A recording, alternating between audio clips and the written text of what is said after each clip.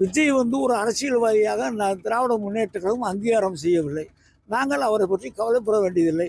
நாங்கள் நம்முடைய முதலமைச்சர் சொல்லியதைப் போல நாங்கள் எங்கள் பணியை செய்கிறோம். எங்களுக்கு குறிக்கோள் வெற்றி.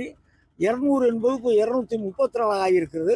வெற்றி தான் எங்களுடைய குறிக்கோள். அல்ல இந்த பக்கம் அந்த பக்கம் பார்க்குற வேலை எங்களுக்கு இல்லை. டிஎம்கே எச்சரிக்கிறேன் அப்படின்னு சொன்னாவே டிஎம்கே பார்த்து பயம் இருக்குன்னு தான் நீங்க அப்படிதான் எடுத்துக்கணும். இல்லைன்னா அவர் சொல்ல அப்படி பேசக்கூடாதுன்னு நாங்க கண்டிக்க முடியாது. அதை ஒரு கட்சியில் ஆரம்பிச்சிருக்காரு, அதனுடைய தலைவராக இருக்காரு, அவருடைய கருத்தை வெளியிடுகிறார். ஆனா யாரை நோக்கி வெளியிடுகிறார்? திமுக நோக்கி. அப்ப திமுக பார்த்து பயம்னு தான் அர்த்தம்.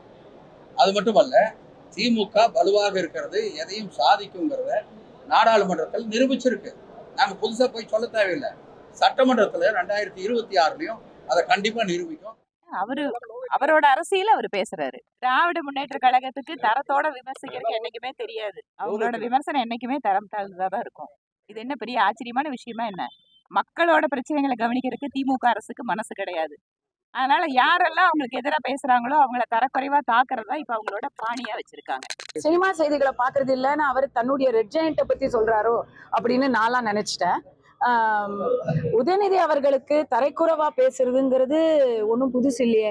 அவர் இன்னைக்கு விஜய் சொல்லியிருக்காரு, ஆதவர்ஜுனாவை சொல்லியிருக்காரு, அதுக்கு முன்னாடி சனாதனத்தை சொன்னாரு, அதுக்கு முன்னாடி ரஜினியை சொன்னாரு. அவர் அடிக்கடி சொல்றது தானே, ரிப்பீட் அஃபெண்டர் அவரு.